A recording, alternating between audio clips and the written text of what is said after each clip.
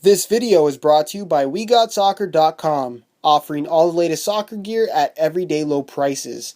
Don't forget to use coupon code SR4U at checkout for 10% off any order. Hey guys, Josh from SoccerReviewsForYou.com, bringing you a pros and cons review of the Adidas Nitrocharge 1.0. Now in this video we're going to go over the major positives, the major negatives, and even some neutral points I have regarding this particular shoe. Of course, if you would like more details, be sure to check out the review page on my website, which you can find linked down below in the description. If you guys enjoy the pros and cons review series on my channel, be sure to support this video with a like. It would be greatly appreciated. And also, if you have suggestions for other shoes you'd like to see a pros and cons review of, be sure to leave a comment down below. Now with all that being said, let's get right into the video.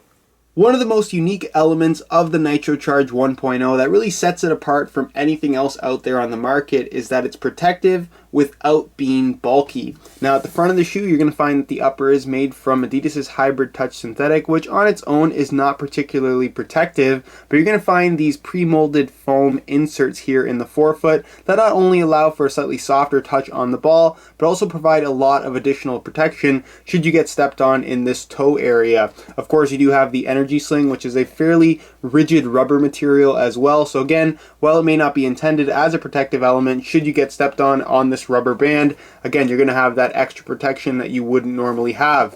Moving on to the midfoot material on both the outside and inside of the boot, you're going to find Adidas's protective mesh material. It's very thin, very flexible, and it's basically a plastic woven material that is extremely effective against dispersing impacts should you take a stud or a cleat to the side of the foot.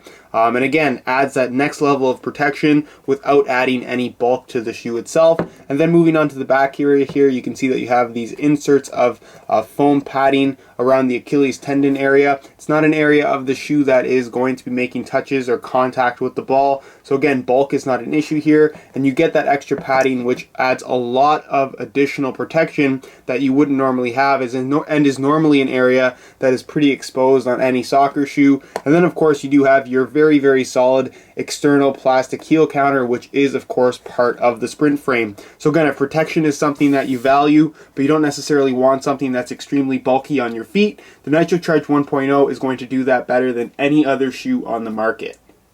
The stud pattern of the Nitrocharge 1.0 is one area of the shoe that I'm more or less indifferent about.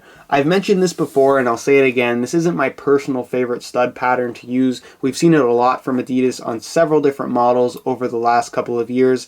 Lots of times on the Adi Zero, plenty of times on the Predator LZs as well, and of course now we have it on the Nitrocharge 1.0. And again, this is not knocking the performance of this stud pattern. Lots of people still like this triangular stud layout, but to me, when you design a shoe around providing a very responsive feel, I think that a bladed stud pattern would have perhaps been a little bit better suited for the Nitrocharge 1.0 design. But of course, if you've used this stud pattern in the past and enjoyed it, you're still going to enjoy it on the Nitrocharge 1.0. And again, this is not a negative aspect of the shoe, just something that I'm kind of indifferent of, just because I'm not a huge fan of this particular layout from Adidas. If I had one complaint regarding the Nitrocharge 1.0, it would be that protective mesh doesn't necessarily provide the greatest touch on the ball. And considering that the entire midfoot area of the shoe is made from this protective mesh material, like I said, the touch does suffer to a certain extent. Not to the point where I would say that the touch is outright bad, but I wasn't completely happy with the overall feel that it provided, and I definitely wouldn't call the feel to be premium that you get from the protective mesh material. It's very, very slick to the touch, especially against the ball. Adidas has tried to correct this with the implementation of these slightly rubberized textured Adidas stripes, as you guys can see, but for the most part, the touch that you get through the midfoot on the Nitrocharge 1.0 could be improved on future models. I'm not sure how they would do that, but like I said, the protective mesh material isn't necessarily the best when it comes to overall ball feel.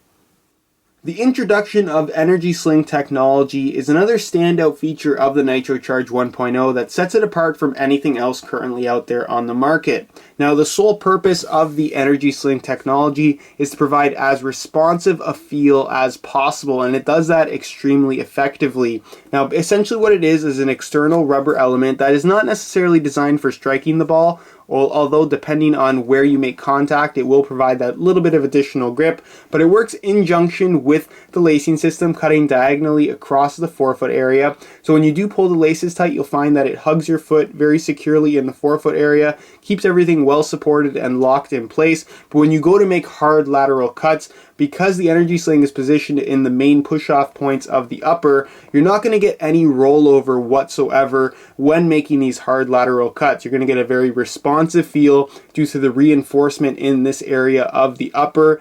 And like I said, because of that, there's no rollover, and you get a true one-to-one type of experience when making these hard, quick changes of direction. A problem that a lot of shoes have, especially with the thinner, soft uppers, is that the upper tends to move around on you, stretch ever so slightly when you make these hard lateral cuts, and that does take away from the overall responsiveness. But with the reinforcement of the Energy Sling technology on the outside of the boot, you don't have that issue whatsoever with the Nitrocharge 1.0. And in terms of making hard lateral cuts, you're not going to find a shoe that is more responsive than the Nitrocharge 1.0.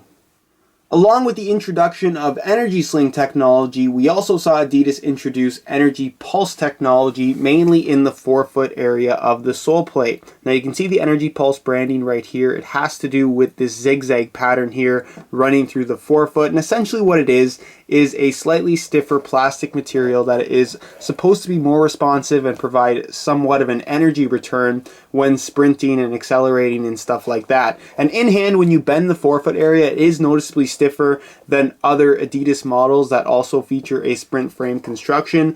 But in all honesty, when the shoes are on your feet, there is absolutely no noticeable difference in responsiveness and overall feel in comparison to something like the Predator LZ2, which features a similar construction to the sole plate and the exact same stud pattern. So to me, EnergyPulse is more of a marketing scheme rather than something that is actually effective.